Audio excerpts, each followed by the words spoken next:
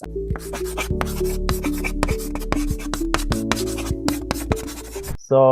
the generational wealth gap, Mhm.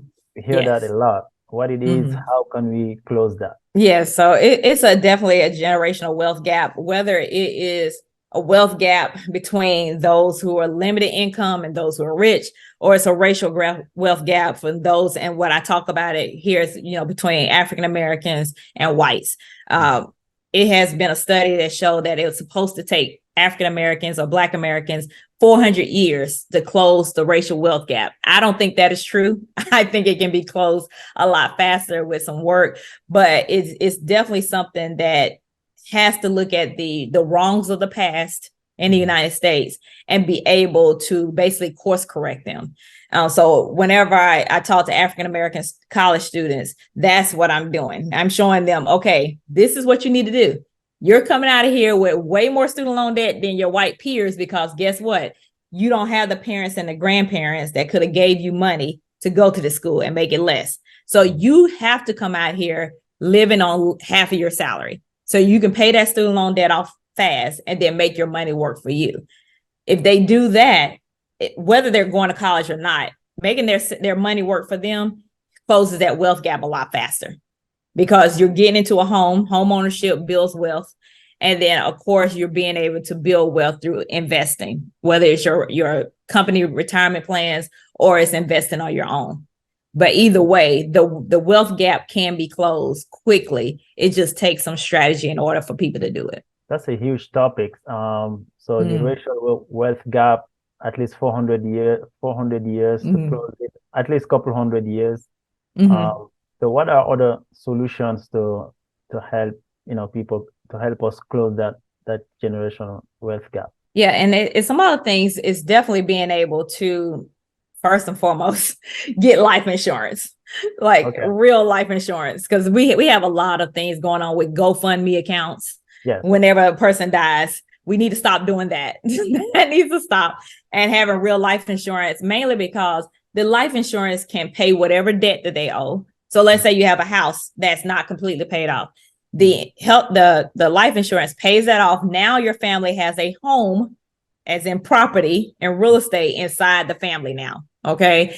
And then also can pay off the burial, the funeral, those kind of things, and then have some money left over for people to have for themselves and to invest on their own. Imagine every person in an African American family or Black American family with life insurance. Yeah. The amount of money, it could be 250,000, 500,000, $1 million. And let's say I have $1 million life insurance and I paid off my house before I passed away. My two children have $1 million to keep up with the taxes on this house, Right. and then pay for me to be buried, and everything else is just theirs. Right. That is yeah. And also it's insurance money, so it's not a taxable income. So right?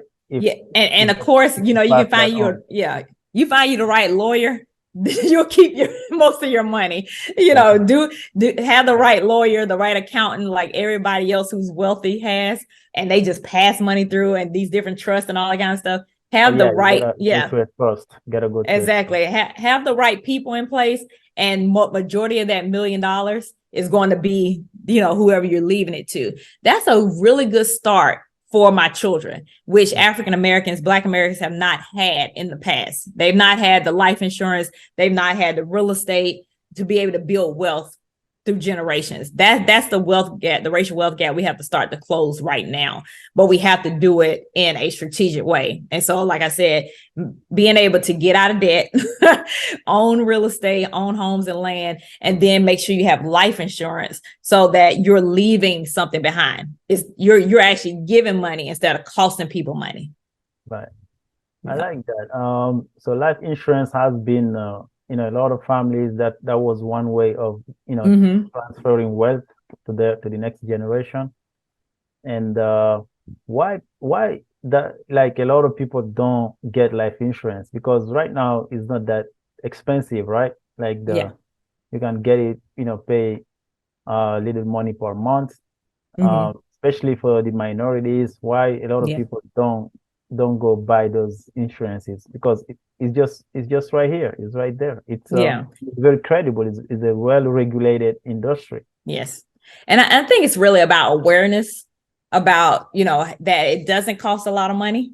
And so I have term life insurance, and I have $1 million worth of term life insurance. And for people who don't know what term life insurance is, it's basically, it can be 20 or 30 years. It's for a term. And people say, well, Janae, what am I going to do if I outlive the 20 or 30? The point is to have enough money to leave your children after that. So if I make it through the 30 years, I'm still here, thank God. Then guess what? I should have more than $1 million saved. Not just the $1 million of insurance. The $1 million is just there for the insurance. And it costs $30 a month. $30 a month for $1 million. And then, like I said, on the outside of that, I should be investing, saving money, paying down my home, those kind of things, so that I'm building wealth outside of that. The insurance is just a safety net, just in case. But I'm building wealth so that they have more than $1 million in 30 years to be able to have. They don't have to worry about the life insurance. I've already saved it, plus more on the other end. Wow. Actually, that's great. That's great. So what are some of the companies, like some of the trusted companies in life insurance, or you just need to talk to a financial advisor to help you out? Yeah, I would talk to a financial advisor. And if you see, it could be friends and family or somebody you see online that you trust, be able to talk to them about whatever life insurance that they offer. I would not touch whole life insurance. Anybody that's telling you that life insurance is an investment, can be an investment, leave them alone. Life insurance is not for you to invest in. Okay. Those type of insurances cost too much money per month.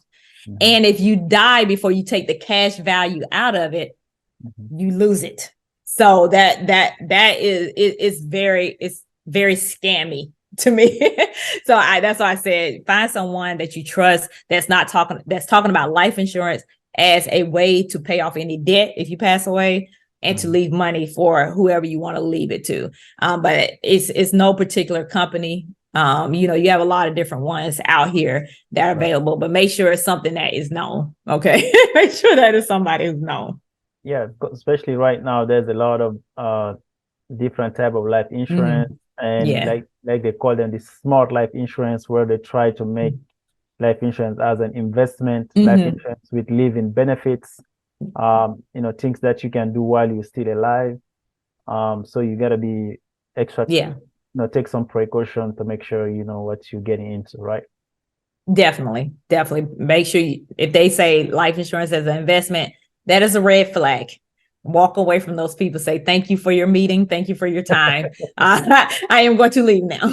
So I'm going to go invest in the stock market. Exactly. Yeah. And you get a better return. It like the whole thing about whole life and anybody talking about cash value and those kind of type insurance is bad all around. It costs way more than insurance should. They take your money if you die before you take it out. And last but not least, the interest is not great. You can make more money in the stock market. It's just a bad investment all the way around. Wow. Yeah. So you talked about, you have a global reach. You talked about Canada, South Africa. So on a global note, what's your thought about the global economy? Let's go global a little bit. Yes. So I definitely love, looking at the world of money and money around the world. I look at Bloomberg nonstop. I look, whenever the Australia Open comes on, Australia Today, Asia opening, it doesn't matter. I'm looking at tomorrow's money news at night here in the United States. I absolutely love the world economy when it comes to money. And so I tell everybody we're interconnected. One thing that, I talk about, I look at, like right now, China is, believe it or not, struggling in their economy. While the rest of us are raising interest rates, the Federal Reserve in the United States, those at the European Central Bank, they're raising their rates. China just decided to cut theirs because they're trying to get their economy going. That is a red flag for the world because they're the second biggest economy. And so the reason why people might say, well, why do I care about China? I don't live there. Well, our stock market opened up lower today because of it. That's costing me money. That's costing people who have, investments money. So it's important to understand what the global economy is doing because it affects your finances. When Ukraine and Russia started, our prices here in the grocery stores went up. You may not be invested in the stock market at all, but guess what? You are invested somewhere. So when your wheat goes up, when your egg prices go up, milk prices go up, that's because of the world economy.